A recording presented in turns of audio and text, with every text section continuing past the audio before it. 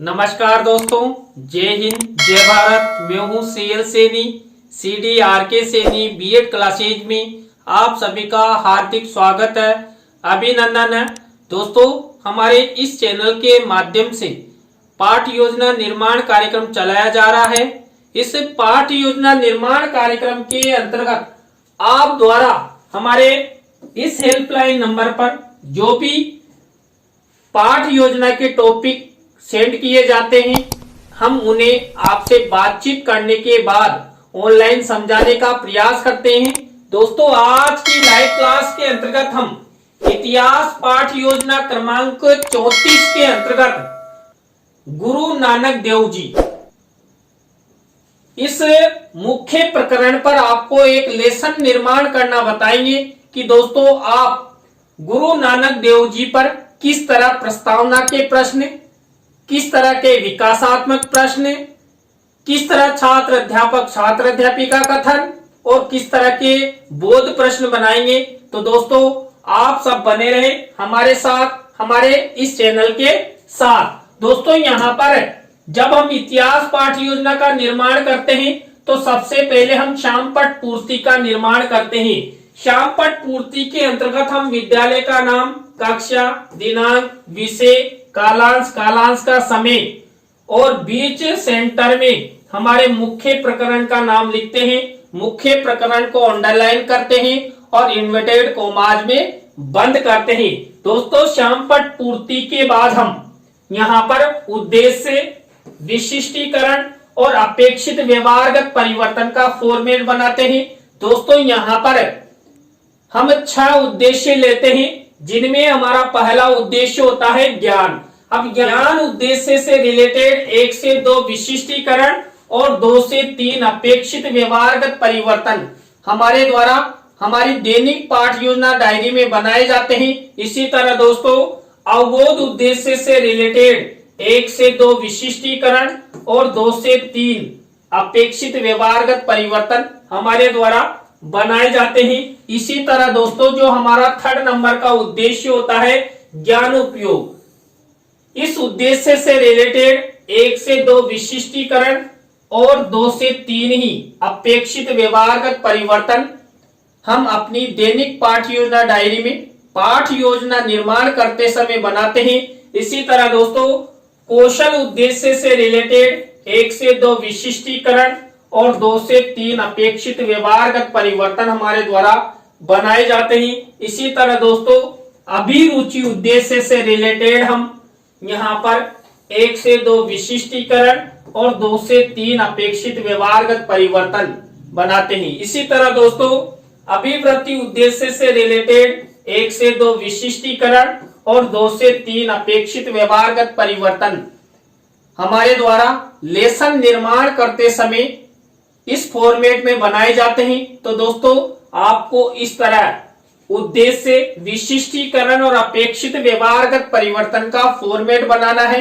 दोस्तों, इस फॉर्मेट के बाद हम कक्षा शिक्षण सहायक सामग्री का फॉर्मेट बनाते हैं।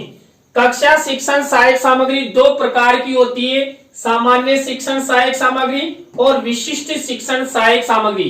दोस्तों, सामान्य शिक्षण सहायक सामग्री तो हमें मार्केट में रेडीमेड मिल जाती है, लेकिन जो विशिष्ट शिक्षण सहायक सामग्री होती है, जिसके अंतर्गत दोस्तों हम चार्ट, चित्र, मॉडल, प्रतिकृति, स्लाइड आदि का निर्माण करते हैं, तो दोस्तों यहाँ पर गुरु नानक देव जी, इस मुख्य प्रकरण पर हम चार्ट और चित्र का प्रयोग करेंगे।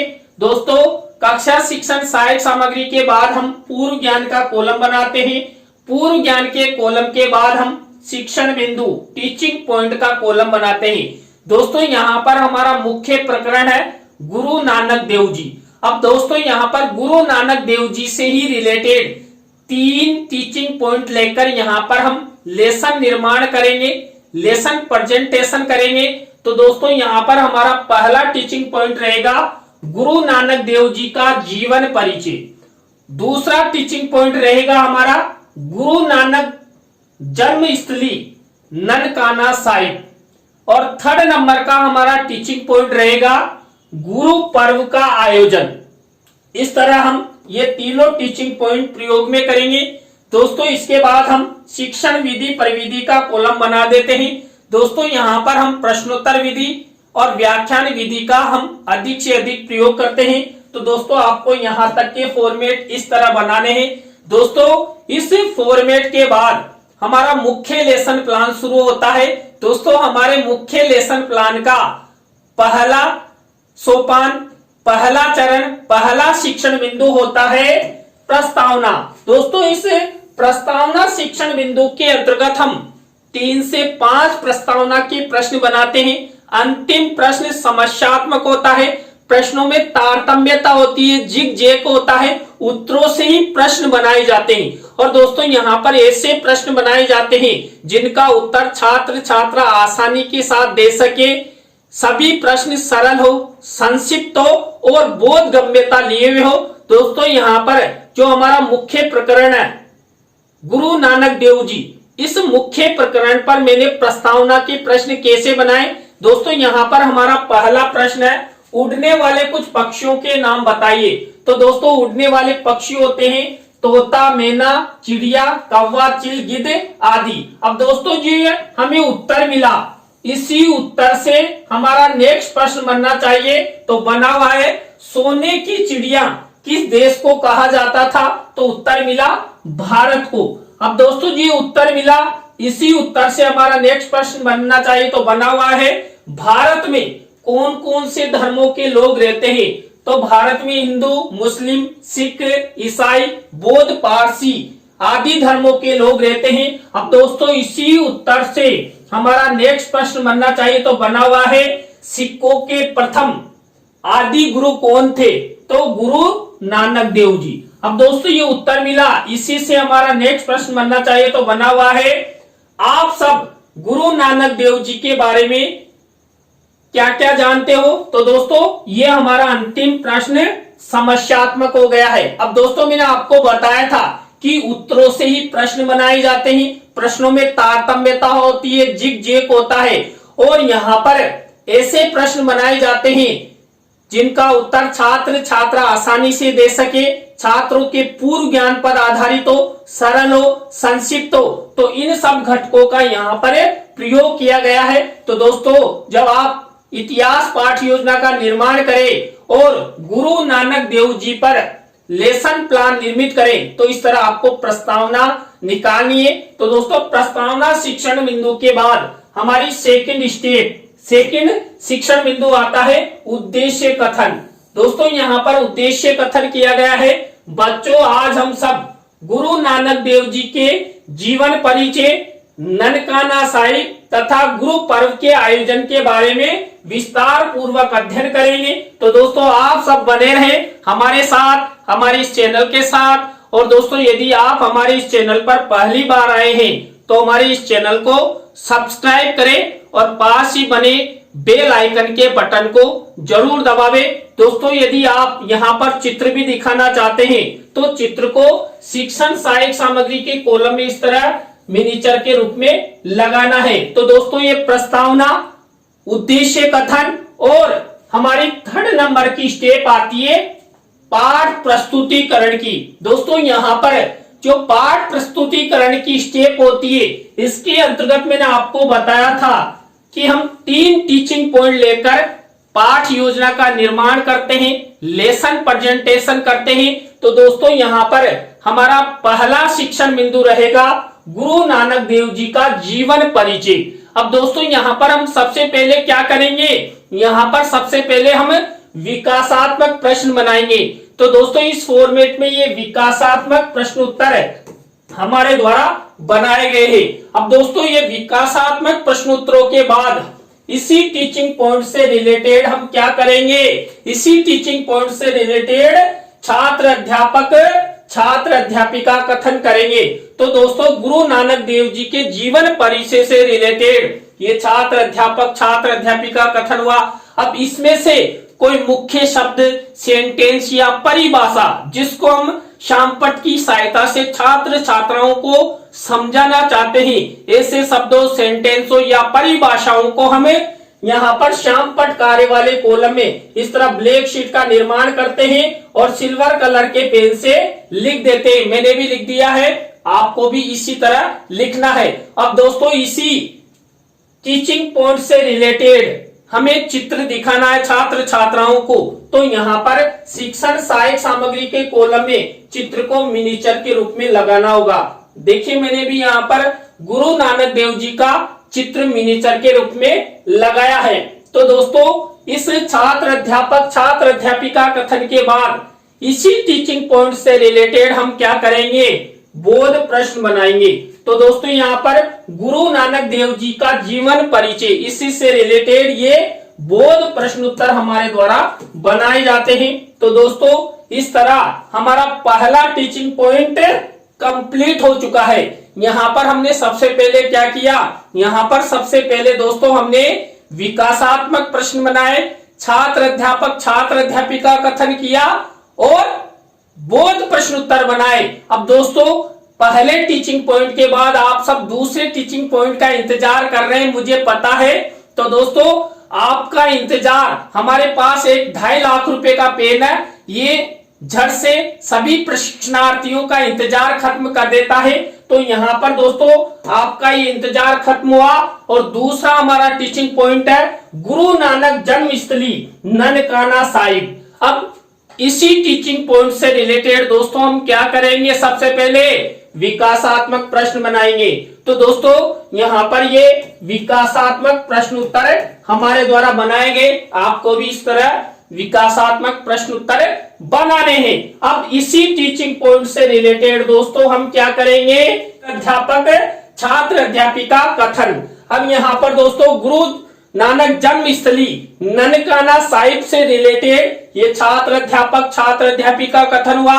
अब इसी छात्र अध्यापिका कथन में से कोई मुख्य शब्द, सेंटेंस या परिभाषा जिसको हम श्यामपट्ट की सहायता से समझाना चाहते हैं, तो उनको हम यहाँ पर श्यामपट्ट कार्य वाले कॉलम में ब्लैक शीट का निर्माण करते हैं और सिल्वर कलर के पेन से यहाँ पर लिख देते हैं। और दोस्तों इस छात्र अध्यापिका कथन से रिलेटेड हम छात्र छात्राओं को चित्र दिखाना चाहते हैं। तो यहाँ पर शिक्षण सहायक सामग्री के कॉलम में चित्र मिनिएचर के रूप में लगाया जाता है। तो देखिए दोस्तों यहाँ पर गुरु नानक की जो जन्मस्थली है ननकाना साहिब, वहां के गुरुद्वारे का चित्र मैंने यहाँ पर लगाया है।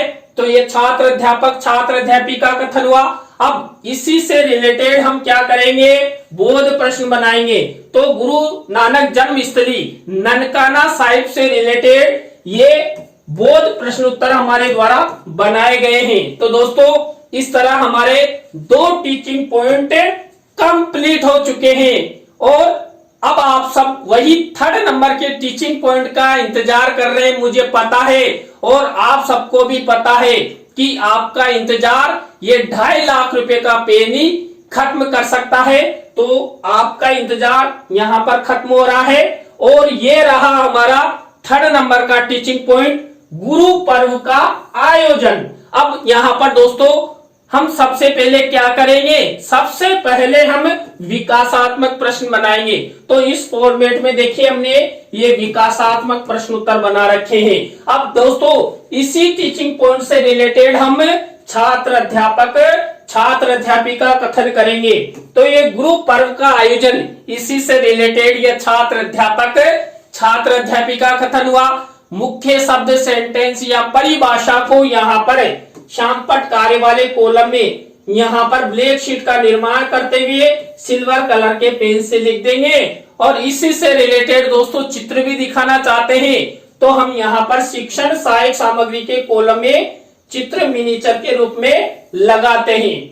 अब दोस्तों इसी टीचिंग पॉइंट से रिलेटेड हम क्या करेंगे, जल्दी से कमेंट्स में बताएं। तो यहाँ पर हम बोध प्रश्न उत्तर बनाएंगे। तो ये गुरु पर्व का आयोजन, इसी से रिलेटेड ये बोध प्रश्न उत्तर हमारे द्वारा बनाए गए हैं। तो दोस्तों यहाँ पर हमारे तीनों टीचिंग पॉइंट कंप्लीट हो चुके हैं।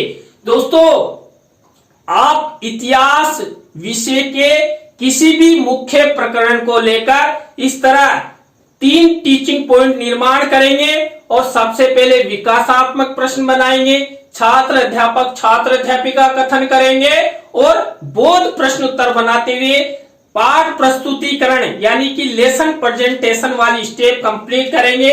इसके बाद दोस्तों हमारा नेक्स्ट शिक्षण बिंदु आता है पुनरावृत्ति प्रश्न।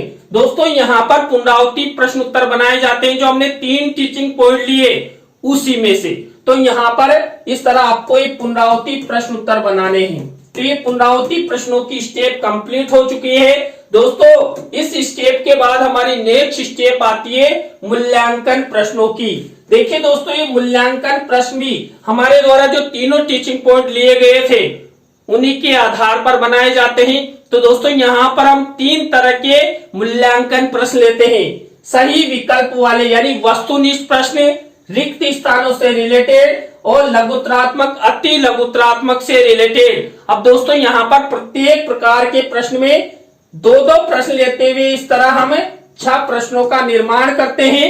और दोस्तों जब आप इस लेसन प्लान को अपनी दैनिक पाठ योजना डायरी में बनाए तो इस तरह ब्लैक शीट का निर्माण करना है और सिल्वर कलर के पेन से मूल्यांकन प्रश्न आपको लिख देने हैं। तो दोस्तों ये हुए हमारे मूल्यांकन प्रश्न। मूल्यांकन प्रश्न उत्तरों के बाद हमारी नेक्स्ट स्टेप आती है गृह कार्य की। दोस्तों यहाँ पर छात्र छात्राओं के लेखन कौशल के विकास हेतु हमें 1 या 2 निबंधात्मक प्रश्न छात्र छात्राओं को होमवर्क के रूप में दे देते हैं। तो दोस्तों यहाँ पर हमने लेसन निर्माण के समय सबसे पहले प्रस्तावना के प्रश्न बनाए, उद्देश्य कथन किया, पाठ प्रस्तुतिकरण के अंतर्गत 3 टीचिंग पॉइंट लिए और तीनों टीचिंग पॉइंट में हमने क्या किया, विकासात्मक प्रश्न बनाए, छात्र अध्यापक छात्र अध्यापिका कथन किया और बोध प्रश्न उत्तर बनाए। इसके बाद हमने पुनरावृत्ति प्रश्न उत्तर बनाए, इसके बाद मूल्यांकन प्रश्न और यह अंत में गृह कार्य।